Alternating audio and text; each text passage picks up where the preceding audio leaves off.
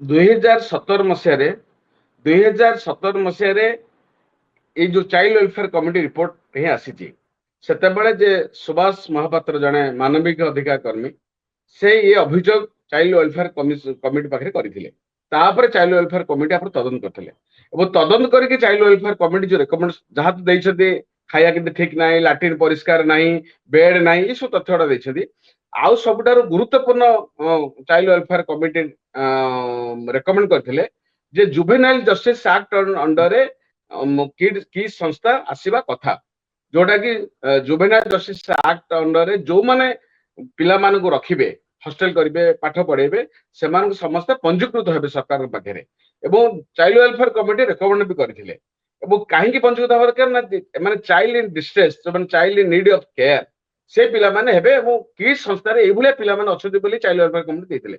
କିନ୍ତୁ କିଡ୍ ତରଫରୁ ବାରମ୍ବାର ଆକୁ ଅସ୍ୱୀକାର କରାଯାଉଛି ଯେ ଇଏ ଆମେ ଚାଇଲ୍ଡ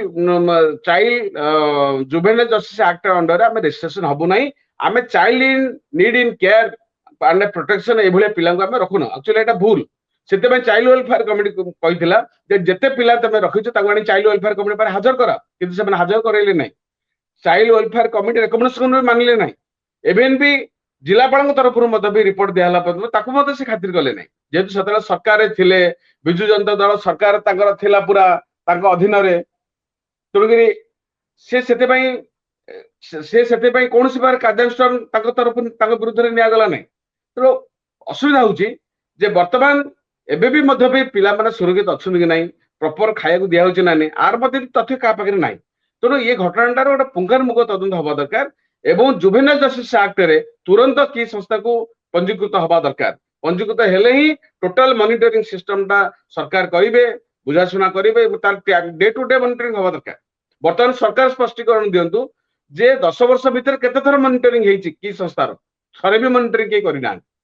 ତେଣୁ ବର୍ତ୍ତମାନ ହଉଛି ଚାଇଲ୍ଡ ୱେଲଫେୟାର କମିଟିର ରେକମେଣ୍ଡେସନ ଅନୁଯାୟୀ ଆ ଉପରେ ସରକାର ତୁରନ୍ତ ତଦନ୍ତ ବି କରିବା ଉଚିତ।